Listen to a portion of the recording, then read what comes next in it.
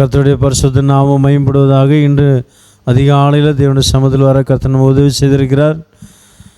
நாம் இன்று வாசிக்க வேண்டிய சங்கீதம் 41வது சங்கீதம் வாசிப்போம்.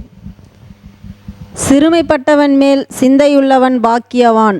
தீங்கு நாளில் கர்த்தர் அவனை விடுவிப்பார்.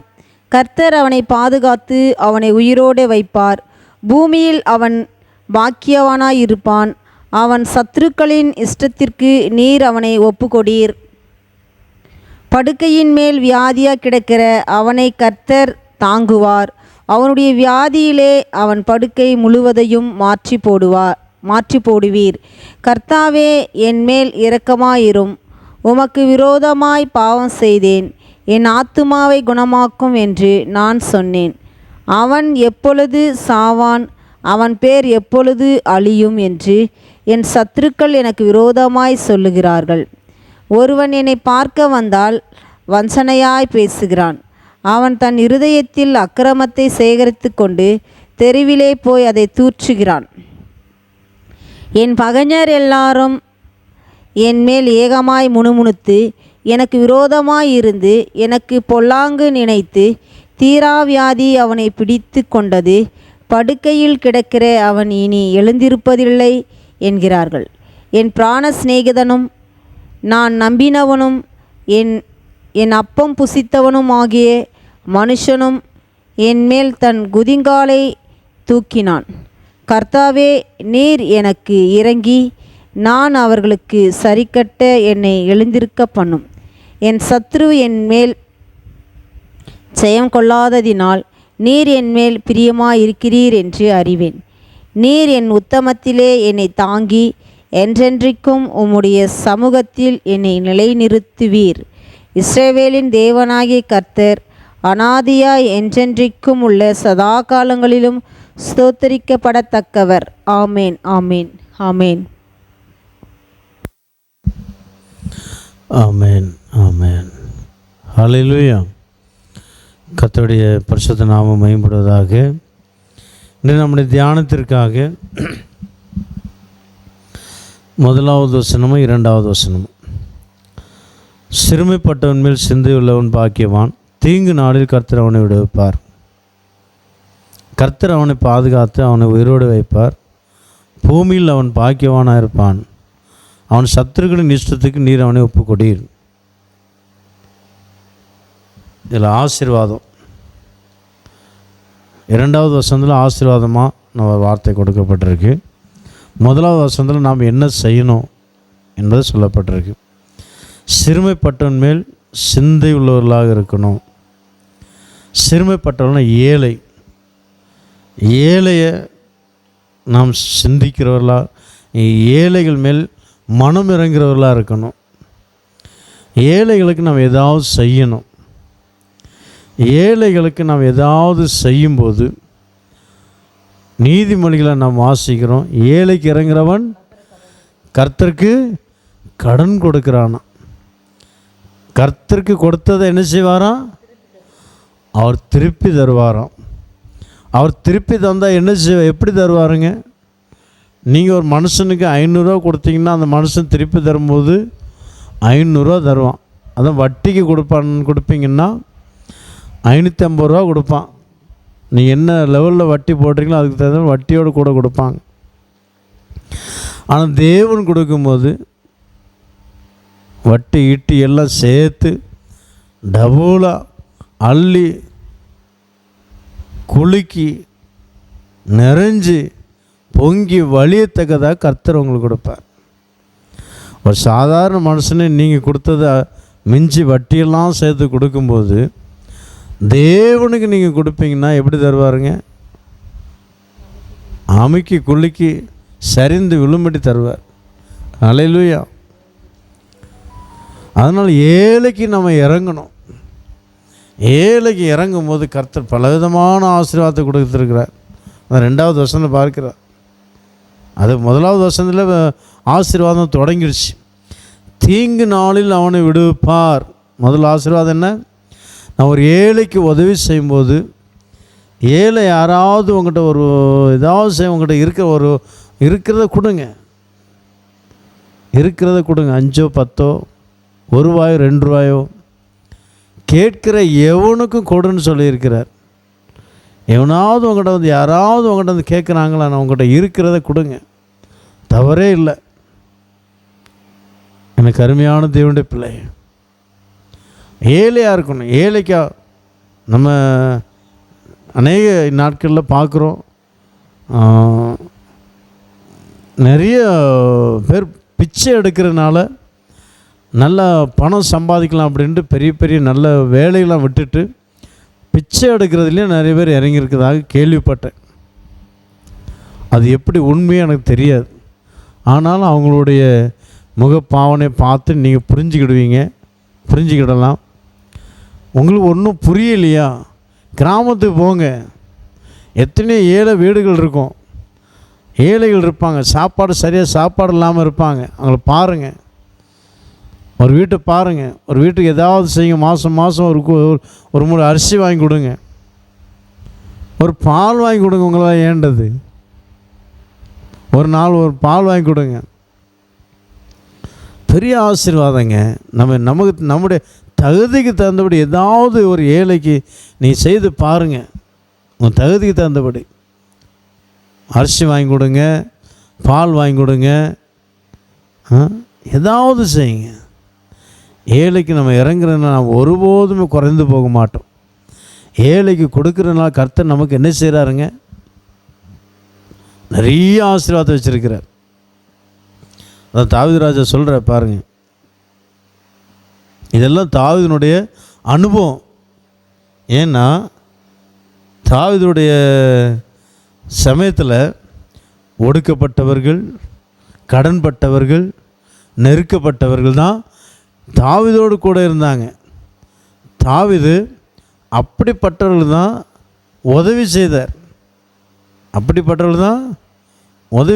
நான் பார்க்க முடியும்.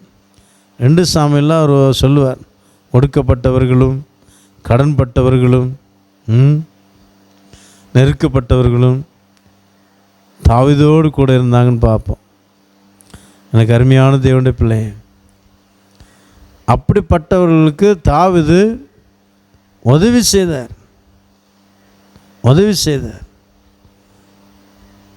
பெரிய பெரிய ஆட்கள்லாம் தாவீதோடு கூட இருக்கலை.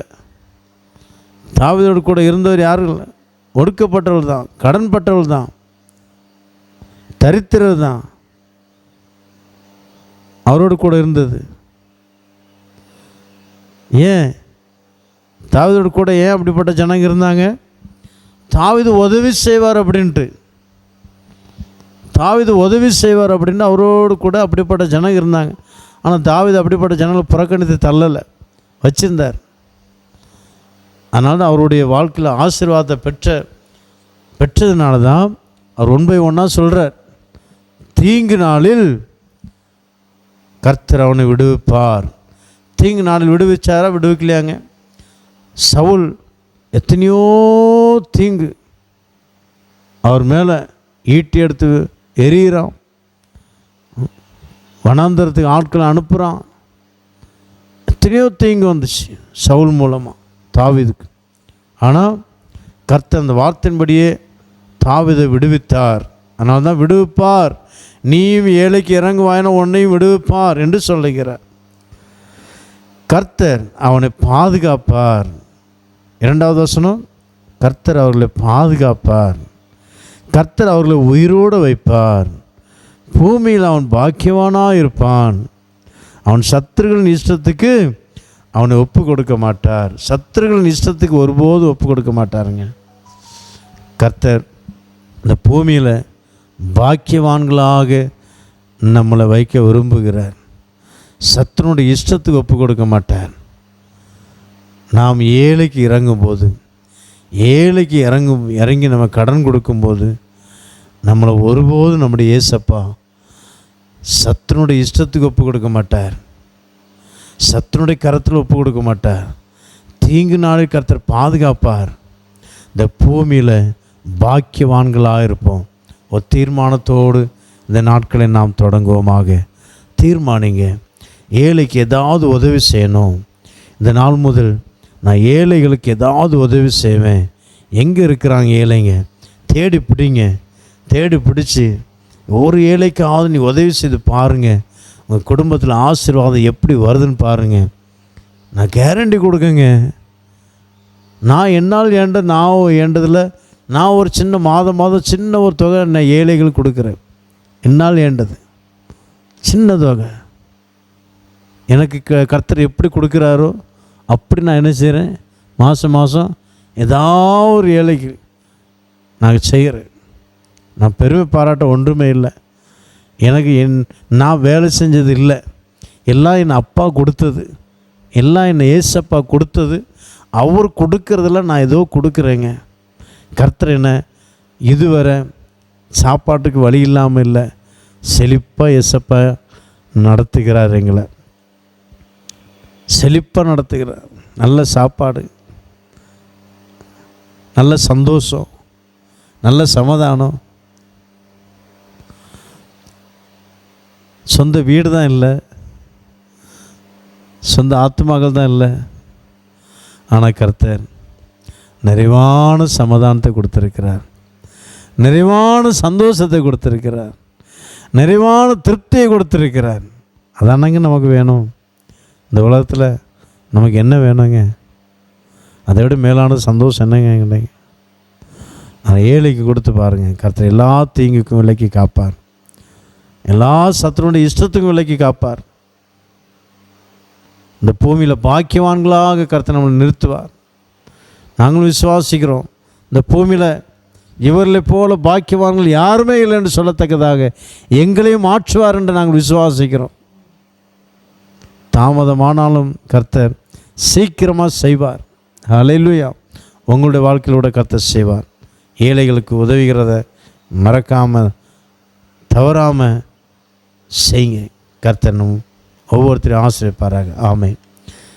கண்களை மூடுவோம், ஜெபிப்போம். சர்வவல்லமையுள்ள பிதாவையும் நன்றியோடு ஸ்தோத்திரிக்கிறோம். அப்போ இந்த வார்த்தையின்படி நாங்கள் ஜீவிக்க அப்பா எங்கள் ஒவ்வொருத்தருக்கும் உதவி செய்யும். சிறுமைப்பட்டவன் மேல் சிந்தை உள்ளவன் பாக்கியவான்.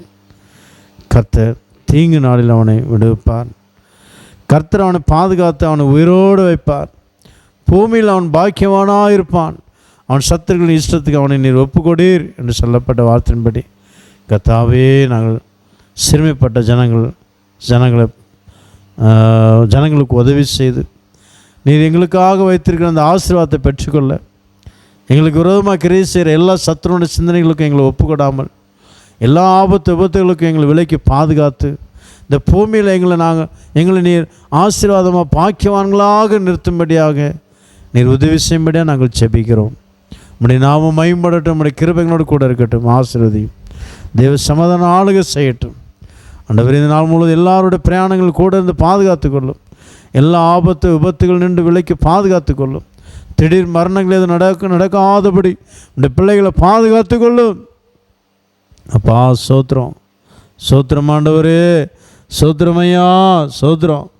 எல்லா குடும்பங்களும் தெய்வீக சமாதானத்தை கட்டளையிடும், தெய்வீக சுகத்தை கட்டளையிடும். பலவீனமா வியாதியாக இருக்கிற ஒவ்வொருத்தருக்காக ஜெபிக்கிறோம். இயேசுவின் நாமத்தினால் ஜெபிக்கிறோம். இந்த பிரச்சனைகளோடு கூட இருக்கட்டும். ஆசீர்வதியும். இயேசு கிறிஸ்துவின் நாமத்தில் வேண்டிக் கொள்கிறோம் எங்கள் ஜீவனுள்ள நல்ல பிதாவே. ஆமேன். கர்த்தர் நம்ம ஒவ்வொருத்தரையும் ஆசீர்வதிப்பாராக. God bless you. ஆமேன்.